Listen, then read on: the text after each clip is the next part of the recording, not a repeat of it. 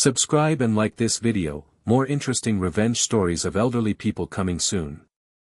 My name is Crystal. My name used to be spoken with respect, even reverence. Now, except at the pharmacy, when they call me in for duty. And even then, it was somehow languid, almost judgmental. It was like, here he is again, the old man. He's back with the same medicine, the same questions. They don't know who I was. And they don't want to know. I'm 73.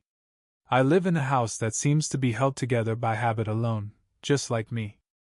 Once it was a family nest, filled with laughter, the smell of baking, the screams of children, arguments at the dinner table. Now it's quiet. And even she's tired of living here. The walls are cracked, the paint on the windowsills has faded, but the house is clean. I'm not the kind of person who lets herself rot from the inside. Everything is in its place. The kettle is boiling water at 7, the blanket is neatly folded, the notebook is at hand, the TV is muted.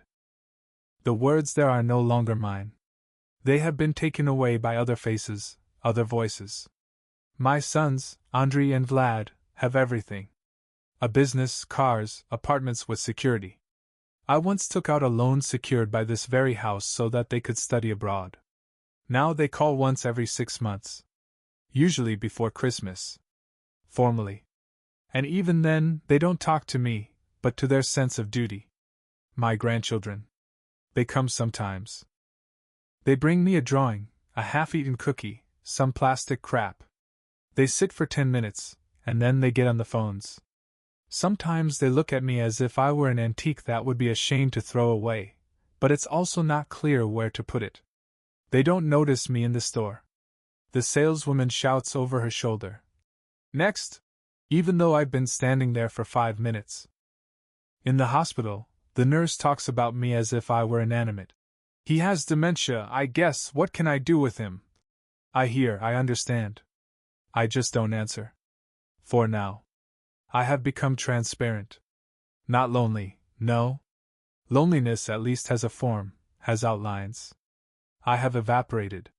Disappeared. Sometimes, when I walk past the mirror, I get scared. There is someone, but it's not me. It's a shell. A shadow. But there is something deeper. Underneath all the wrinkles, the aching knees, the rustling of meaningless news, something real pulses. I don't know when it started. Maybe the day my grandson threw my album with old photos on the floor, saying, "Why all this? Google has better ones." Maybe the first time I saw my son look away, as if ashamed of me. Me. It wasn't anger. And it wasn't resentment. It was a discovery. They didn't need me. And not because I've become weak. But because they've forgotten who I was. They've forgotten what I'm capable of. I don't speak yet. I don't act yet. But I don't forgive anymore. And something inside me is slowly awakening. Quiet. Cold. Sharp. Memory is a strange thing. It doesn't come on demand. It bursts through like weeds through asphalt.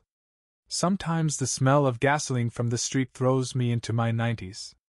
Sometimes the metallic clatter of a spoon in a cup brings to mind an office in the city center where I spent 3 nights in a row, closing a deal. I wasn't always old. I was once a force. They called me the cleaner. Not because I cleaned up after others, but because I put things in order. While others were fussing, I saw ahead. In chess, this is called Grandmaster Vision. You don't play with pieces, you read the person opposite. I've been good at it since I was young. I started with nothing. 1 room, 2 children, my wife is an accountant, I'm a mechanic with hands that know what calluses are. But there was a plan. There was always a plan. I raised my first capital by selling spare parts, opened a workshop, then another. Then a transport company. I remember how in the winter of 1997 I sold our only Tavria to pay the drivers' salaries. And then in 2 years I bought 5 Mercedes for the company. When my partner betrayed me, stole clients, and opened a business opposite, I did not run to court. I waited until his best manager got tired, and lured him with conditions that my former friend could not even dream of. A year later his company closed. Not because of me, because of myself. I simply pressed at the right moment. I was a pillar. People came to me for advice, for money, for solutions. I did not give alms, I gave direction. My sons. If only you knew how much I invested. Every penny, every hour, so that they had more than I had. I endured humiliation when the bank appointed me the next supervisor to get a loan for their education. I silently endured when my wife cried at night because of stress, and I had to hold my face. And then they became who they became. Brave. Successful. Self-sufficient. They have already forgotten who once held an umbrella over them when it rained. And it's not their fault. It's the law of force. What was the foundation is no longer visible. But I remember. I know what betrayal smells like. I know what the fall of a person who thought he was immortal looks like. Because I saw it. I did it. I look at the world now, with a blanket on my lap, with trembling fingers, and I think, if you knew who is looking at you. If you understood that this old man is not forgotten. He is just waiting. And while my phone is silent, while my children pretend that old age is just a new reality, I remember. And each memory is like a cartridge in a store. Not for a gun. For the game. Because I wasn't just strong. I was a hunter. And I learned to wait. Betrayal is not always shouted. More often it is whispered. Deliberately quiet. In the corners of one's eyes. In the indifference that worries more than anger. And the scariest thing is not a blow. It's the little things. Today I called Andre. Twice. The first time he didn't answer. The second time he was disconnected. No, I'm not dying. Not a catastrophe. I just wanted to find out if he would come for the weekend. I bought the fish that he loved as a child. I ordered it, I waited. Not for myself, for him. But, no. I'm not angry. I'm counting. In the notebook, 1422 unanswered call, 1426 turned off, 1505 Viber, read, unanswered yesterday. I asked my grandson to help me carry the bags out of the car. He looked at me, smiled contemptuously. Are you serious? You have a stroller. He laughed. Not meanly, no. Just sincerely, as if I was asking for the impossible. As if my request was a joke. I didn't ask for the world. Only 3 steps. In the evening I wrote down, Alexei. 17 years old. Laughter when asking for help. Look superior. Position, strong, weak. Conclusion, he sees me as a burden. Not a person. And the day before yesterday. I dropped a package near the pharmacy. It just slipped, nothing special. People were walking by. 2 walked around. 1 looked and kept walking. The nurse who was leaving the pharmacy shrugged her shoulders. You should have taken someone with you, grandfather. Grandfather. Not sir. Not a name. Grandfather. I picked everything up myself. Slowly. And I felt my fingers clench. Not from pain, from shame that is not mine. These are not scenes from a movie. This is a life in which you are an interior item. A person that everyone sees, but no one listens to. A person that is better not to mention, because he is a mirror. He shows what awaits them too. My doctor is young. Neat. With an education. He speaks about me without looking me in the eye. He already has cognitive impairment. Yes, we can recommend a geriatric center. He speaks about me to another doctor, standing next to me. As if I were furniture. As if I were no longer there. I look at him. I am silent. And at night, when I returned, I wrote down, Dr. Lysenko. 32 years old. Lack of basic empathy. Attitude utilitarian. Vulnerability reputation. Potential for influence high. In the notebook, not just dates. There is a map. People. Their faces. Words. Looks. A structure is beginning to be born there. A network. Not for the sake of revenge. Not yet. But for something more than just survival. I was a force, and I remember how to lead. Now I'm learning again. Pain is precise. It records. It preserves. It forms a map. Like water pressing against a dam wall. And each drop is separate. But together, there will be a breakthrough. It didn't happen at a moment of drama. Not to the roar of thunder, not to the screams. But under the ordinary, gray, slow November sky. I was carrying bags from the supermarket, bread in one, tea in the other, a candy bar for my grandson. You think he'll be happy. He won't be happy. I tripped. The bags fell. One tore. The oranges rolled along the road like clown balls in a circus for a number that no one was laughing at. I fell. Gently. It didn't hurt, it hurt later. I heard laughter. A poem. From behind. Someone said, "Nobody needs you." Maybe to someone else. Maybe not about me. But I heard it like a sentence. And then something in me turned over. Not fire. Not hysteria. Cold. Silence. Precision. I got up. Collected the bags. I looked around. Not at people, at the world. And for the first time in a long time I saw it as a game. Again. It was like returning to where I had once won. I returned home.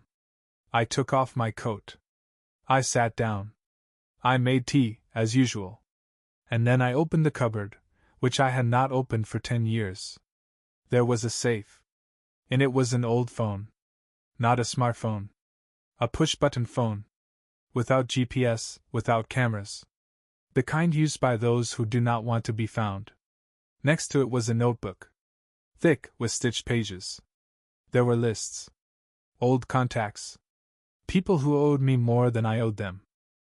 People whom I had pulled out of the abyss, dragged on my shoulders, given a second chance. And whom I had not touched, even when they betrayed me. I took it out. I blew off the dust. And I opened it. Clarity appeared in my eyes. Confidence in my fingers.